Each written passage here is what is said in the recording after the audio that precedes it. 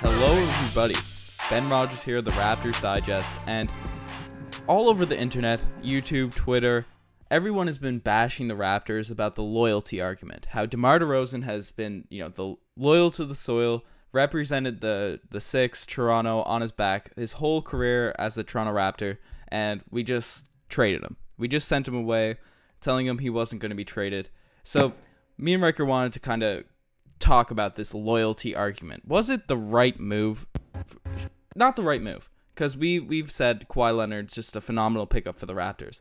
Was it right for the Toronto Raptors to trade DeMar DeRozan, or was it just completely immoral? Yeah, of course. Well, it's not immoral. This is the business, and these players are not just. I mean, they're certainly humans, and they certainly, in any business, you expect a certain amount of dignity and a certain amount of, poise when business transactions are being conducted. But at the bottom of the line, when they sign up to play in this league and they're getting paid millions of dollars to play in this league, they have to know that ultimately they are just one piece of the business. So I think that, of course, the move made sense, right? It made sense from a team-based perspective. It made sense from a franchise perspective. Of course, there is some negative sentiments. It's not often that the face of a franchise gets traded away in such a manner, but ultimately this was a good move. But I can see where the loyalty argument does stem. Yeah. Well, the first thing that I wanted to bring up about the loyalty argument, and the thing that I think really has people shook up, is that the Toronto Raptors told DeMar DeRozan that he wasn't going to be traded about a week before the deal happened. They had a meeting and they said they were going to build around DeMar or whatever. But at that time, I'm sure Masai Ujiri didn't know. He wasn't sure that the Raptors were going to have an opportunity to get Kawhi Leonard. And he obviously, well, the Instagram post proves that he told DeMar before the trade was happening that he was going to get moved. But, do you think it's unfair that he tells DeMar a week before the deal happens? He doesn't know that he's going to get Kawhi. Do you think he should have held back on the Kawhi trade because of that, or he should have went forward with it? Well, we break it down this way. So DeMar obviously is coming up to him point blank and saying, listen, what's the deal? Am I staying or I'm not? Because you've already made the not at all ambiguous statement that everybody is tradable this offseason. Yeah. Right, so the Raptors have already gone out on a limb to say that DeMar, Kyle, anybody who previously thought that they had security on the team, they are now in trade discussions. Yep. So I'm assuming, right, and this is obviously not based off of any official report, that there was probably an approach from DeMar's team or DeMar directly to say, am I staying or am I not? We're getting later into the season now. There's rumors that are circulating, right? Now, of course, your hand is pressed if you're Masai Ujiri. You have to give him a response, right? So the couple of options are to say yes, right, before the trade absolutely goes through, because we know how flippant Kawhi Leonard and this whole offseason has been, this kind of circus in terms of where is he going to go. So at the time, you could say yes when you don't know. So now you run the risk of, if the trade doesn't go through, right, now you've said that you've already told DeMar that he was going to get traded. How do you recover from that? Exactly. Right? You say that there's something that's in the air, but I'm not sure. Now, I would assume that would probably be the same outcome, right? Because now you're telling him, well, by not definitively saying you're safe, you're essentially telling him you're not safe at all. Right? So now you're going to do the same thing. If that trade doesn't come through, now not only did you already say that anybody's tradable, now you're saying directly to DeMar, all right, it's probably you. You're the one, right? We've already made the breakdown on that Masai's already been openly or trying to get rid of DeMar for the last couple of seasons. So I think that perhaps, there is an argument to say that, yes, it was unfaithful. It's a bit of a, what's not a profanity to use here. It's a little bit of a jerk move. A snake move. A bit of a snake move to say no outright. Unless, of course, there was no certainty at the time to say that you are the guy, the number one guy, you're going to stay forever and then trade him. I understand that, but I think with a hand press, there's really no other option there, because if the trade didn't go through, you're doing more harm than not. And if he knows 90% likely that this trade's going to go through, well, he's gone anyways. Yeah. You don't owe anything to DeMar. You're paying him millions of dollars every year. You're paying money to a guy that's not giving you success, and you want to get rid of him anyways. What's 1 week of a lie, and then you get rid of him? He's out of your hands. Well, that's also a jerk statement, but that's just the fact of the matter. And I'm sure when DeMar asked him, Masai Ujiri had nothing on the table, because he was shopping him and no other rumors were coming out. And this was, Summer League was before all these, Kawhi news, all this Kawhi stuff came out. So I'm sure Masai Ujiri literally didn't think that he was going to have a move worth trading DeMar DeRozan for. So I don't even know if it's necessarily considered a lie, because maybe we don't know the ins and outs of the discussion. So, obviously it sucks that a week or two later that the move happens after that. But, Masai Ujiri said in his presser, they gave DeMar DeRozan, and Dwayne Casey too, because he's a guy that got fired after winning Coach of the Year. But he talked about how they gave DeMar DeRozan and Dwayne Casey chance after chance after chance. That's something that he brought up in his presser. And when you look at it, 2014 playoff shortcoming. It was our first time in the playoffs. That's fine. Second year, we get swept. And, we have Gravis Vasquez and Lou Williams playing defense for you in your bench. That's a bit tough. 2016, we improve the roster a bit. We make it to the conference finals. We got Biz, who's going crazy. We win 2 Game 7s. We scrape out 2 series, and we lose to LeBron in the conference finals. Then 2017, we improve the roster even more around our stars, and we just get swept. We get abolished by LeBron James. We get abolished.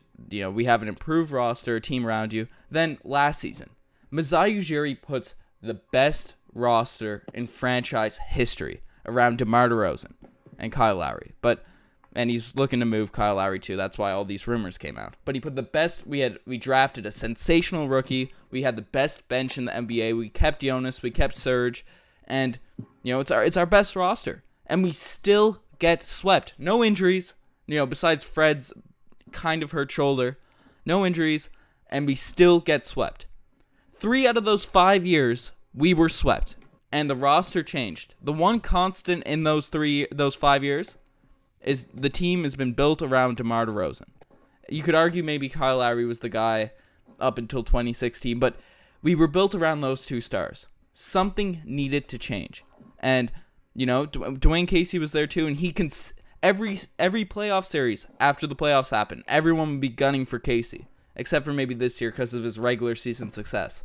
And, Masai Ujiri wanted to make moves, and should we be loyal to players that aren't giving you the production in the playoffs when it matters what you want? So yeah, because I think that the argument is too that if a franchise is willing to disrespect or get rid of a star player that has really brought the success from a terrible franchise to what they are today, will anybody want to re-sign? Will anybody ever think that, the Raptors are a worthy team to play for? Well, the answer is if they are never producing in the playoffs, you're not going to get any free agents want to come over because you're not a championship-worthy team, right? You're blocking yourself up with cap space because you're signing 2 max guys to, again, complete unproductivity in the playoffs. Just to chime in for a second, the Raptors would have had the second highest payroll if we kept the roster the same going into the season. The second highest in the NBA, and we weren't going to win a championship. Yeah. We weren't going to do anything like that.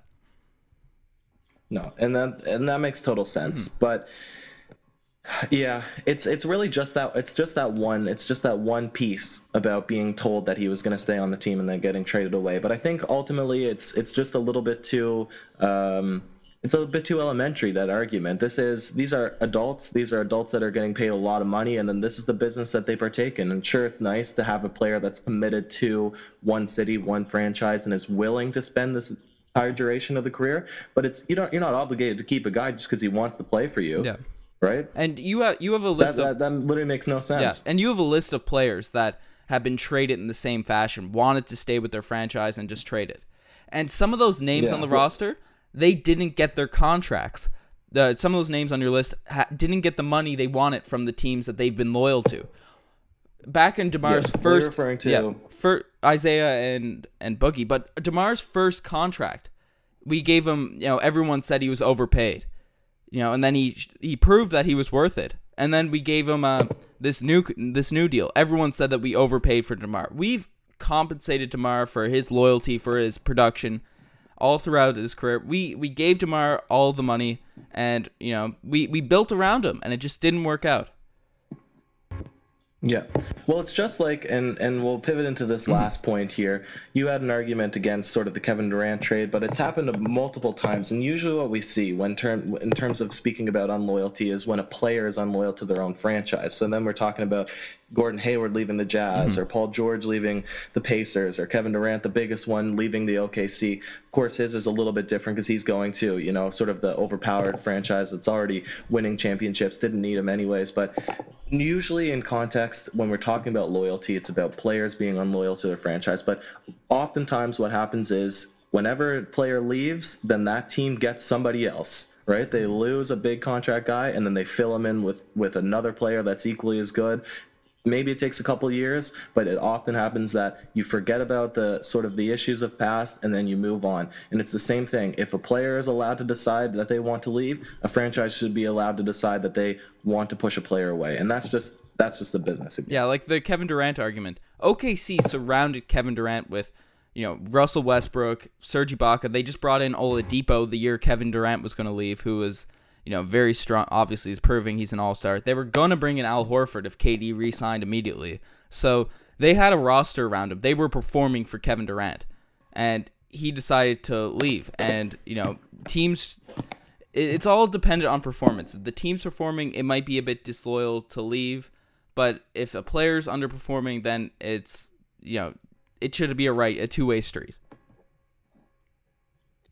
No, I totally agree. So chime in, let us know what you think about this whole loyalty argument. Obviously now it seems in the comments that everybody's sort of warming up to the idea of Kawhi Leonard. They see the value in the trade, but just to remove sort of concept of, the player's value, just is it loyal? Should you have to stick with a player that's, a franchise guy? Obviously we don't think that that's the case, but is there a compelling argument to the other side? Maybe. Yeah, you definitely have, and it sounds like we're DeMar bashing here. We're huge fans of what DeMar did for the city and all that. But a lot of people in the mainstream media have just been going at the Toronto Raptors for the loyalty argument. And we think it's unfounded to go at them for the loyalty side. We love DeMar. We think he's done great things for the city. But, you got to move on. You got to evolve. And we think it was a great move. But as Ryker said, let us know what you guys think. Check out the Twitter, the Instagram, all that cool stuff. You're the best for listening. Cheers. Cheers.